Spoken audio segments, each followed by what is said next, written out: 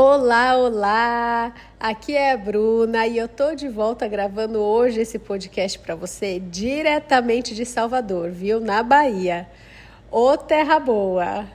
Bom, desde que eu cheguei aqui, inclusive, eu tenho feito várias coisas pela cidade que eu gosto muito de fazer e isso me lembrou de uma coisa que aconteceu anos atrás, de um papo que eu tive com a minha psicóloga e eu resolvi trazer esse tema para a gente trocar essa ideia hoje. Mas antes de entrar nele, eu queria te fazer uma pergunta já logo de cara. Você sabe o que te faz genuinamente feliz? Ó, eu falei genuinamente feliz, tá? Porque muito se fala no nosso dia a dia sobre felicidade, sobre como viver feliz, como a felicidade ela pode ser compartilhada, né, coletivamente num grupo. Então, você se sentir feliz em estar com seus amigos, com a sua família, em algo que você faz que te deixa feliz. Mas acaba sendo algo que a gente fala de forma tão natural que pode acontecer de muitas vezes a gente nem refletir de fato o que é aquela felicidade genuína que é só nossa, que parte de um lugar muito único e que ela pode acontecer quando a gente está fazendo coisas tão simples ou que a gente considera pequenas, mas que para a gente preenche internamente num lugar muito diferente. Então eu queria conversar sobre isso com você hoje.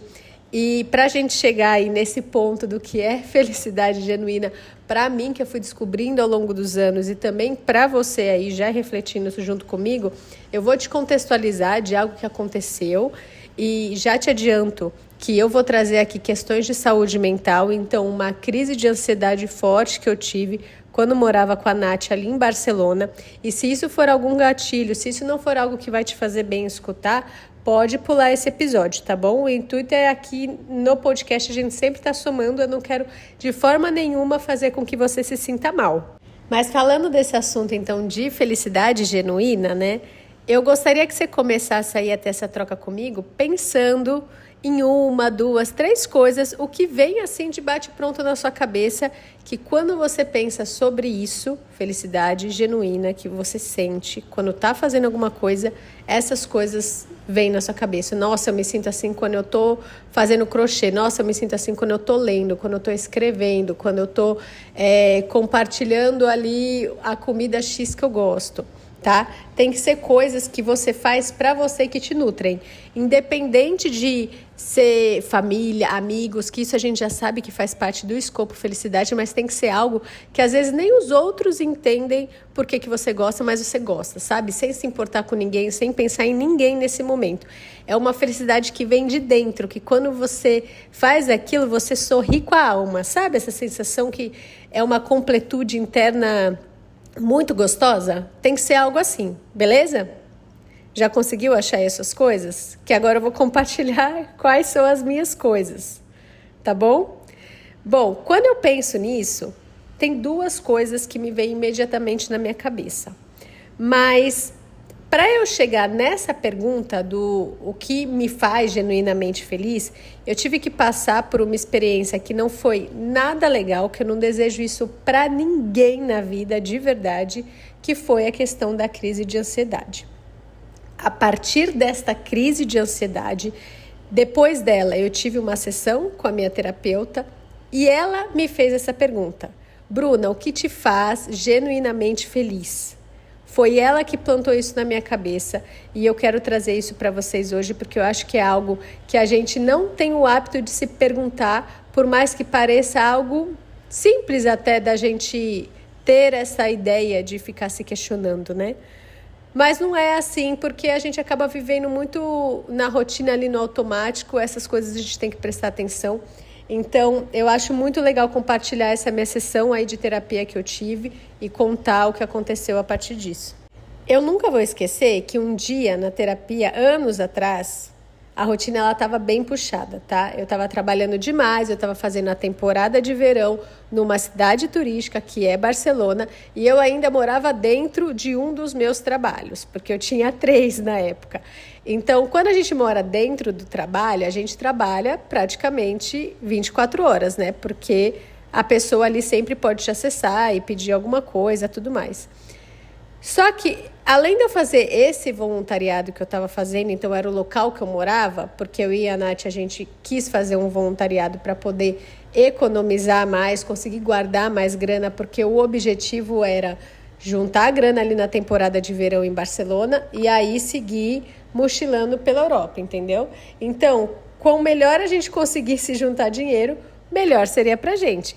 Então, a ideia de não alugar um espaço para morar e fazer um voluntariado era uma estratégia aí, porque geralmente a moradia, em todo canto, qualquer lugar do mundo você vai morar, inclusive no Brasil, o mais custoso é a moradia, né? Aluguel, as contas, aquela coisa toda. Então, a gente já economizava nisso tudo e a gente falou, cara, vamos juntar o voluntariado com um trabalho externo, porque assim a gente consegue juntar mais grana, já que a gente não vai ter que pagar para morar. Eu acho bem esperto esse pensamento, mas na prática a rotina vira uma loucura. Mas até aí beleza, porque ter rotina louca assim, a gente já tinha conhecimento, né? Quando a gente morava no Brasil e voluntariava em Pipa, eu fiz uma temporada trabalhando mesmo naquele hostel de Pipa, a Nath era voluntária e eu também morava dentro do trabalho. E foi uma época bem sana. Então, era bem puxado, porque era Natal, Ano Novo, Carnaval, essa época aí. E aí, foi bem puxado morar dentro do trabalho. Como eu já conhecia, eu falei, vou me colocar à disposição para isso de novo. Vai durar aí 3, 4 meses. Já aguentei uma vez a rotina louca lá em Pipa. Vou aguentar de novo para a gente poder juntar grana e continuar viajando e depois ficar um tempo de boa. Na minha cabeça, isso fazia muito sentido. Mas na prática, essa segunda vez não saiu tão boa como a primeira vez, de eu conseguir aguentar até o fim essa loucura, esse caos, essa rotina aí, trabalhando 24/7. E aí foi que um dia, na minha rotina normal, lá em Barcelona, de trabalhos, eu tive a crise de ansiedade. Te contextualizando aqui para você conseguir imaginar o cenário, eu e a Nath, a gente voluntariava então nesse hostel. Nath fazia parte do voluntariado de manhã, eu fazia parte do voluntariado à noite. Além disso, eu tinha um outro trabalho que eu trabalhava de recepcionista num hotel e eu trabalhava lá durante o dia e além desse trabalho durante o dia, eu tinha um trabalho na madrugada num call center que eu fazia de casa. Então imagina essa rotina, tá? Eu ia trabalhar aí no hotel pela tarde, fazia aí meu horário, voltava, fazia o voluntariado, que eu tinha que preparar a janta para os hóspedes do hostel. E aí eu arrumava a cozinha, tudo mais, servia 8 horas, 9 ali estava acabando. 10 horas eu começava no call center. Então eu tinha que ficar conectada ali no computador, respondendo as questões da galera, atendendo chamada, das 10 da noite até as 6 da manhã.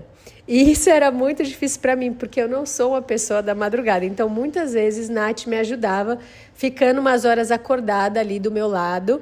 E aí, às vezes, eu tirava uns cochilos e quando alguém ligava ou mandava alguma coisa, ela me cutucava assim para eu responder, sabe? Eu lembro muito disso, dela me ajudando. Bom, então eu cumpria ali até 6 da manhã, meu horário, e aí eu dormia das 6 até o meio-dia, porque 1 da tarde eu entrava no outro trabalho. Ou seja, quando eu não estava trabalhando, eu estava dormindo, não me sobrava tempo para nada, principalmente porque o trabalho do voluntariado eram 7 dias na semana e os outros eles alternavam. Então, folga mesmo eram poucas, sabe? Horário livre para dormir, sem controle assim de tempo, era bem raro. Eu não sei por que eu me coloquei nessa loucura toda, porque pensando hoje, não tinha necessidade. O trabalho da madrugada, ele me pagava bem, porque era de madrugada. E o melhor desse trabalho da madrugada é que eu trabalhava uma semana sim, outra semana não. Então, dava para ter uma qualidade de vida só com o trabalho da madrugada, mais o voluntariado, entendeu? Só que não, eu resolvi adicionar esse outro trabalho e, no fim, virou um caos. Até que chegou nesse dia, o fatídico dia da crise de ansiedade, que foi o seguinte: fui trabalhar, normal, para fazer a recepção do hotel. Tava lá e eu lembro que a gente sempre trabalhava de duplas.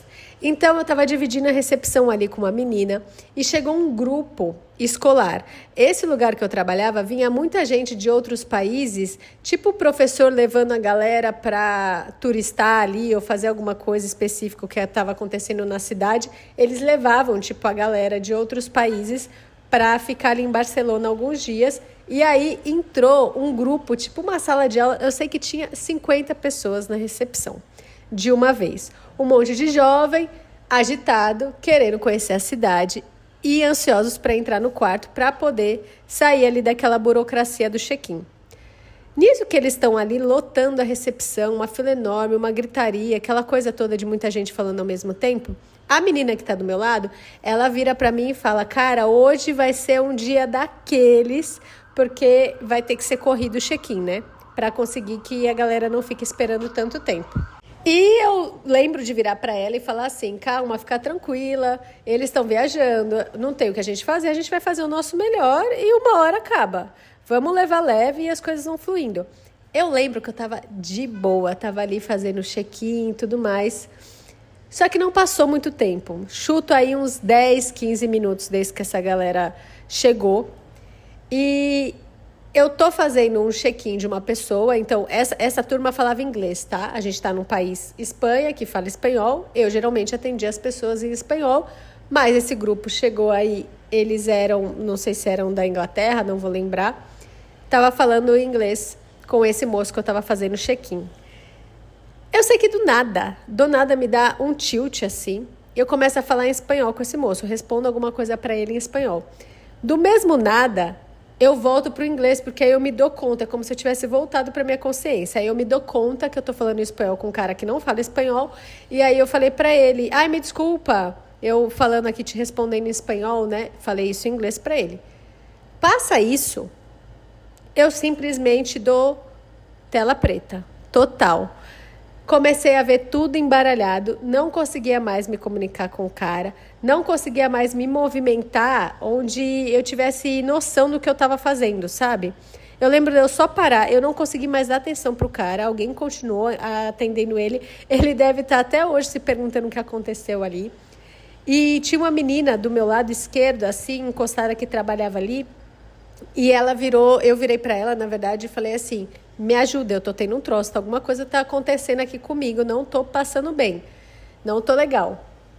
Ela me abraçou e foi me levando pelo braço, assim, porque eu não conseguia andar sozinha, de enxergar as coisas nítidas. Foi uma sensação, gente, horrível, horrível. Só que eu nunca tinha tido uma crise de ansiedade, então eu não sabia que aquilo era uma crise de ansiedade e nem como lidar e como eram as sensações, nada disso. Bom, na rua que eu trabalhava tinha um postinho médico e ela me levou até ali para eu ser atendida. Só que eu não consegui ser atendida porque o local estava fechado. E eu lembro desses minutos que pareciam eternos, da gente sem saber o que fazer. Eu não conseguia falar, ela tentando resolver sozinha, foi chamar meu chefe, a galera que eu trabalhava ali, e eles ligaram para o SAMU de Barcelona, sabe? E chegou a ambulância para me atender. Nisso que chega a ambulância, a médica começa a me atender, já percebe que eu tô com crise de ansiedade e ela coloca um remédio embaixo da minha língua e fica ali esperando. Porque, pelo que eu escutava, pelo que eles conversavam com o meu chefe, com a galera ali do trabalho com a médica, ela já tinha falado que era uma crise de ansiedade e que quando põe o remédio, passa ali pouco tempo, a pessoa já volta normal e já fica bem. E nisso deles estarem ali esperando, eu lembro de virar para a médica e falar: eu vou morrer? Eu vou morrer? Você me fala a verdade, eu vou morrer? E ela só falava: você não vai morrer, você está tendo uma crise de ansiedade. E eu sentia que ela estava mentindo para mim, porque toda aquela sensação no corpo horrível não podia ser só de uma crise de ansiedade, porque eu achava que era algo mais simples, uma crise de ansiedade. Era uma sensação assim que eu lembro de conversar com Deus e falar: Deus, se for para eu ficar assim para o resto da vida, tá tudo bem, eu aceito, eu não quero essa vida, sabe assim? Porque eu tava me sentindo tão mal, gente, que sensação horrível, sério. Não desejo isso pra ninguém. Se você já passou por isso, sinto muito, sinta-se acolhida. Se você nunca passou, eu desejo que você nunca passe. E, ao mesmo tempo, eu escutava o meu chefe, os colegas de trabalho conversando e falando: ela não deve estar acostumada com esse ritmo aí, com a galera cheia, porque eu era nova naquele trabalho, eu estava ali, não fazia um mês. Bom, e eu só na minha cabeça pensando: cara, eu tô acostumada com esse ritmo. Não foi só questão de pipa que eu já vivi isso, muitas vezes em São Paulo, eu não sei por que o meu corpo tá bugando, sabe, assim... Foi uma loucura. Só que eu pensava e eu não conseguia responder. Até aí, beleza, foi passando o tempo, eu não fui melhorando. E eu ficava desesperada porque a sensação é que eu estava ali há horas e eu acho que fazia uma meia hora que eu estava com a médica. Então, na real, minha realidade de tempo estava bem diferente do que era de fato, né? E nisso, ela... como tinha percebido, né, que eu não ia melhorando, ela falou: cara, vou precisar levar essa menina pro hospital. Não vai dar para resolver aqui só na ambulância. Só que para eu levá-la, ela precisa que algum responsável vá lá, tirar ela depois, né, buscar no hospital para ela poder ir embora.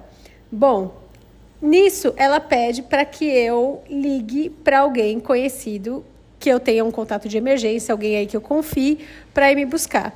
Só que eu estava em Barcelona, né, minha gente? Só estava eu e Nath morando lá. Tinha colegas, não tinha amigos, pessoas que eu podia pedir. Além de Nath, claro. Nath estava trabalhando lá no voluntariado. E aí o que aconteceu? Eu tive que pedir para ela sair do trabalho. Falei, né? Liguei falando que eu estava passando mal. E ela teve que ir no hospital me buscar. Só que até para fazer essa ligação já foi muito complicado, porque eu lembro da médica falar: olha, liga aí para a pessoa, né? Pega o seu celular, liga para a pessoa.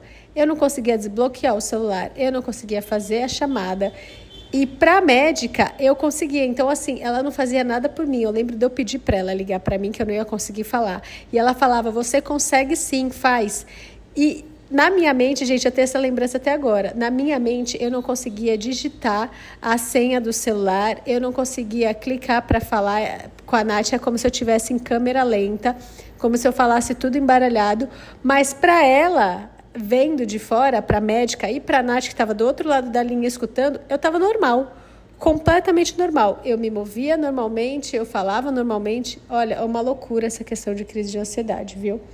Bom, liguei para a Nath e seguimos para o médico. Nisso que eu chego no hospital, eu lembro de eu estar numa maca e a única cena que eu tenho no hospital é essa, eu já acordando, já melhorando, como se eu tivesse assim voltado para o ritmo do meu corpo. Aí a médica chama a Nath para me ver, para me dar alta, para a gente ir embora. E aí eu pergunto quanto tempo eu fiquei nessa situação e elas falaram que dura ali em torno de 3 horas. O total de tempo que eu fiquei ali foi de 3 horas. Volto para casa com Nath, assim, destruída, acabada, como se, nossa, tivesse corrido uma ultramaratona, assim, sabe? De tão exausta que eu estava fisicamente. Lembro de ficar assim por uns 2, 3 dias, até por efeito do remédio, né? E muito lenta, muito exausta. E nisso, era final de semana, eu já não ia trabalhar naturalmente na minha escala, por sorte, e aí passa-se esses 2 dias, eu entro em contato com o trabalho, vou lá para pedir demissão. Falo: cara, não tem mais como eu manter esse ritmo, não tem mais como eu manter esses 3 trabalhos. Ok que funcionou no passado, mas a Bruna de hoje, ela quer uma qualidade de vida melhor, não tem por que eu fazer isso comigo, sabe? Não precisava eu estar me colocando tão puxado assim. Eu tinha esse privilégio de poder escolher não ter 3 trabalhos e ficar só com o voluntariado e o outro trabalho. Então, eu sei que nem todo mundo tem essa oportunidade de escolha e que muita gente vive essa loucura, essa rotina insana por anos, e por isso que eu quis trazer isso aqui. Porque muitas vezes você vive isso e você não consegue achar um caminho de conseguir descansar, de conseguir cuidar de saúde mental. Mas isso é baboseira, que momento, isso é um puta privilégio. De fato é, mas que momento eu vou parar para pensar nisso, sabe? Como que eu vou priorizar? Eu só quero dormir quando eu não estou trabalhando. Cara, eu realmente espero que eu consiga te dar um pontinho de luz assim para você pensar nisso de alguma forma, estruturando na sua rotina doses diárias dessa felicidade genuína aí, que é algo que vai te encontrar no seu dia a dia. Porque foi a partir do papo que eu tive com a minha psicóloga depois desse episódio aí de crise de ansiedade que eu entendi quando ela me falou assim: Bruna, você tem que colocar doses diárias de felicidade, de coisas que você gosta de fazer do fundo do seu coração, você tem que colocar isso na sua rotina. Se não der para ser todo dia, ali tomar um café com calma, ler 2, 3 páginas de livro que você gosta de ler, ir um pouco para a natureza, olhar o pôr do sol, qualquer coisa, sabe, que você consegue fazer, tá no ônibus, escutar uma playlist de música da natureza que vai te acalmando. Qualquer coisa que funcione para você, tá? Eu tô falando coisas aqui que me vêm na minha cabeça porque funcionam para mim, mas assim, não dá para você se deslocar, não dá para você fazer dentro do seu quadrado ali. Putz, será que dá para você fazer no seu horário do almoço, algo que te traz essa tranquilidade, que vai te ajudar a te deixar mais leve para conseguir lidar com essa rotina insana? O ideal é que a gente não tenha que viver nessa rotina insana, né? Mas a gente sabe que essa não é a realidade.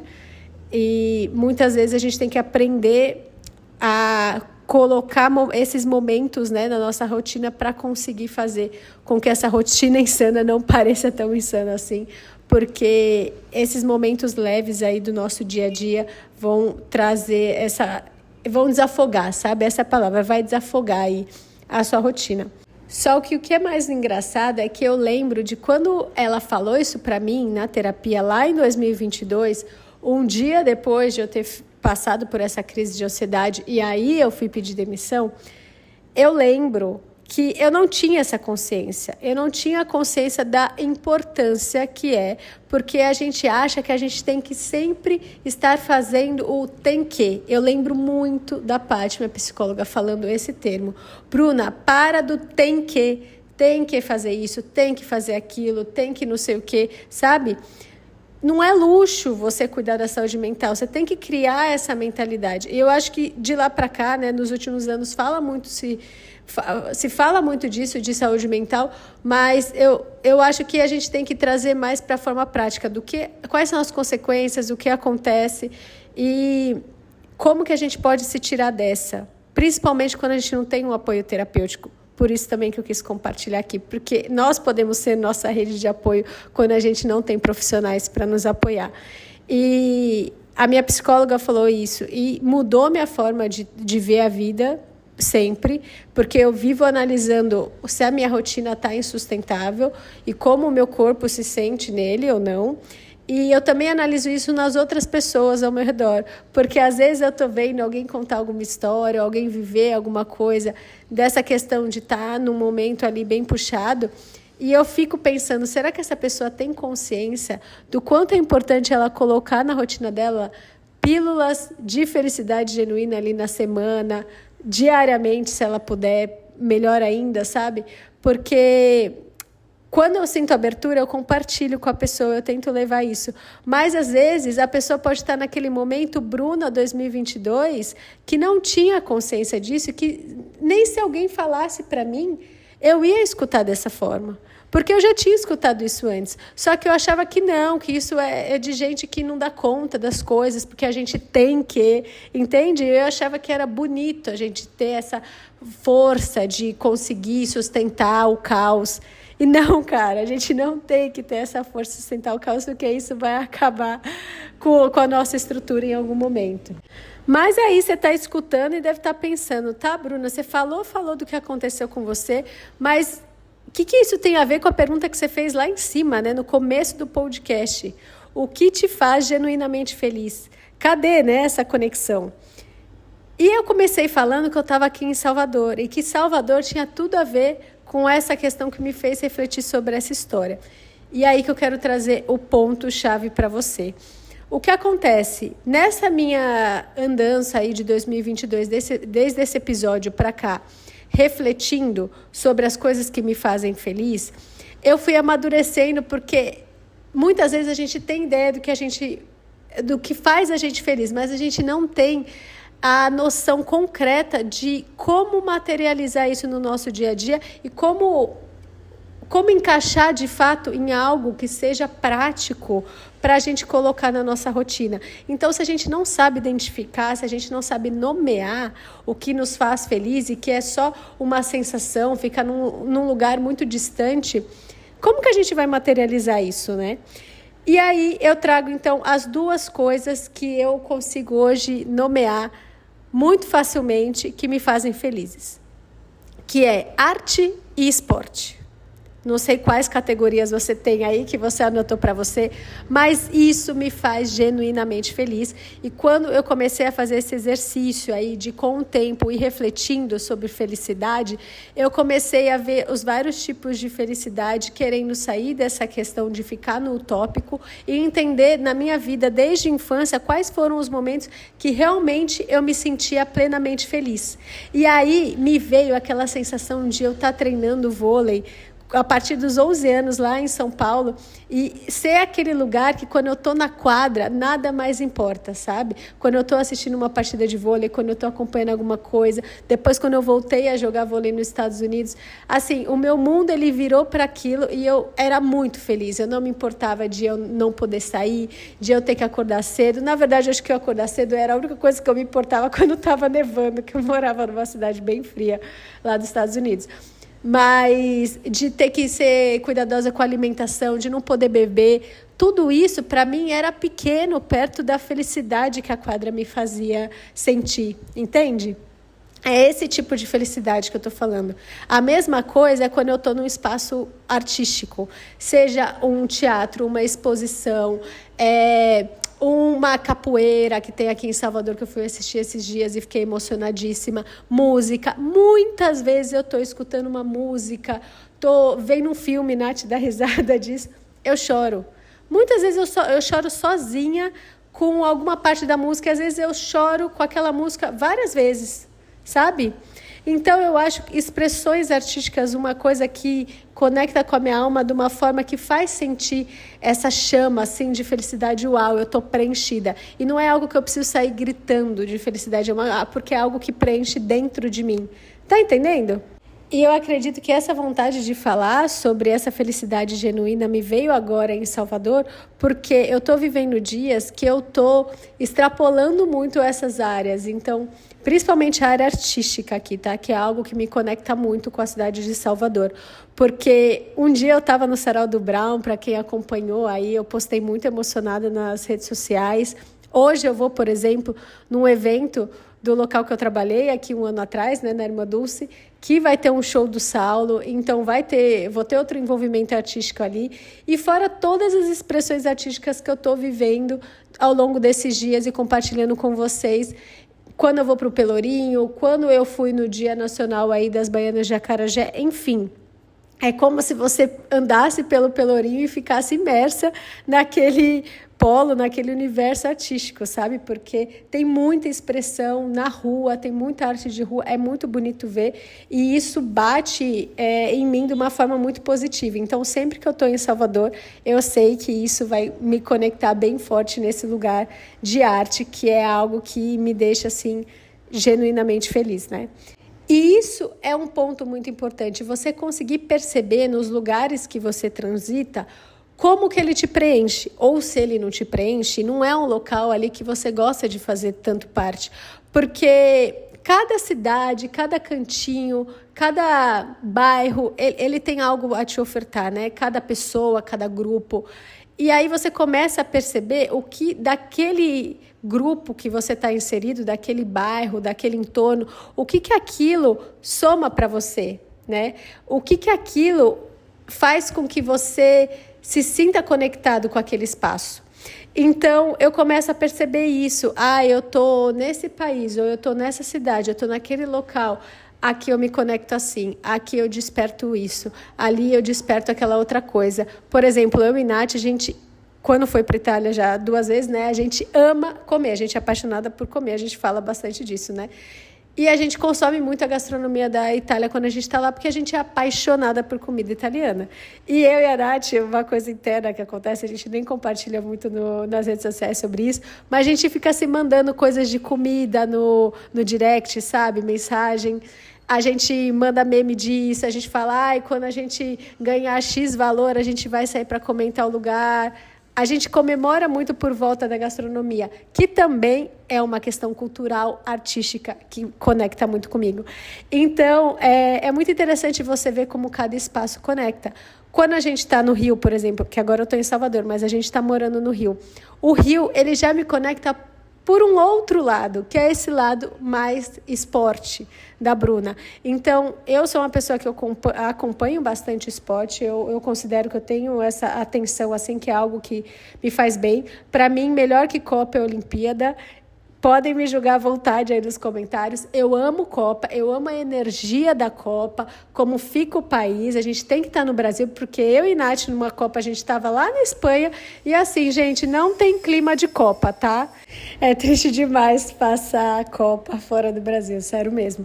Mas para mim, participar de Olimpíada é uma coisa assim incrível. Eu fui em alguns jogos que teve quando a Olimpíada foi no Rio, né, aqui no Brasil. E eu sou uma viciada em Olimpíada. Eu assisto todos os esportes, eu paro a minha programação de outras coisas da vida para priorizar isso, sabe? Então é uma coisa que eu gosto de parar na TV e assistir tudo que eu posso, porque eu acho muito rico. Eu acho muito rico você ter essa oportunidade de ver 1000 esportes diferentes que nunca estão disponíveis na TV. Graças a Deus agora está tendo mais diversidade, mas você ter a oportunidade de assistir ali coisas muito legais e você aprende muito sobre cada esporte. E o Rio, então, ele me conecta nesse lugar, porque eu acho que os cariocas, eles são pessoas, não sei se o estado todo, tá? Porque eu só tenho experiência de morar ali na cidade do Rio de Janeiro mesmo, mas tem essa galera que tem a pegada do esporte muito forte. Então, você sai na rua, sempre tem alguém de bike, sempre tem alguém correndo, sempre tem alguém nadando. Assim, é um negócio muito rico nessa área. Então, quando você está num meio que tem essa cultura de algo que você gosta, isso se fortalece, porque quando eu estou no Rio, eu quero ser ainda mais esportista, eu quero fazer ainda mais coisa, porque eu vejo aquela galera e isso me inspira, sabe? A cidade gira bastante em torno disso, como a cidade se movimenta também, então me dá essa alegria. E isso não quer dizer que o Rio ele não pode também me preencher nesse lado cultural artístico, tá? Amo as rodas de samba do Rio, por exemplo. Amo essa pegada de coisa de rua, que toda esquina tem um bar com uma roda de samba. Eu acho isso riquíssimo. Mas o que eu quero trazer aqui é que muitas vezes um grupo, um entorno ali que você tá, ele não vai te preencher só num lugar, mas ele vai te preencher mais forte, talvez, num campo seu, que é um dos pilares importantes aí da sua felicidade genuína. Então, independente de onde você esteja, com quem você esteja, começa a perceber isso. Começa a perceber, primeiro, se analisar e falar, cara, preciso entender o que é a minha felicidade genuína. Bruna está aqui falando, nunca parei para pensar isso, ou já parei para pensar, só que eu não sei pontuar com essa clareza. E às vezes isso pode levar um tempo, tá? É um processo. Se eu te falar que eu consegui concluir, resumidamente, nesses 2 pontos, arte e esporte, nesse ano, do ano passado para cá, sabe? Eu vou estar sendo mais sincera com você. Mas, de 2022 para cá, eu fui pegando pequenas partes, assim, e entendendo. Isso aqui me faz bem, isso aqui me faz bem, isso aqui me faz bem. E aí chegou um momento que eu falei, opa, mas isso aqui também é da mesma categoria disso aqui. Então, tudo isso daqui é arte. Isso aqui também é da mesma categoria disso aqui. Tudo isso aqui é esporte. Tá entendendo?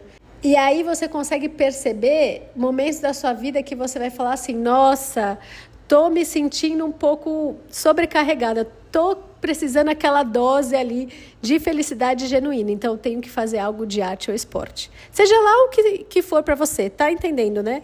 Qual que é o contexto. Então, agora que você já entendeu como que eu cheguei nessa questão de felicidade genuína e como é importante para você também refletir sobre isso e entender quais são aí os eixos da sua vida que você precisa ter aí como apoio quando essas coisas apertarem, ou melhor ainda, nem deixar apertar, porque você vai se dando essas doses diárias de felicidade genuína para conseguir levar uma vida aí que te faça mais sentido, que tenha um equilíbrio melhor, que você consiga ter uma saúde mental bacana.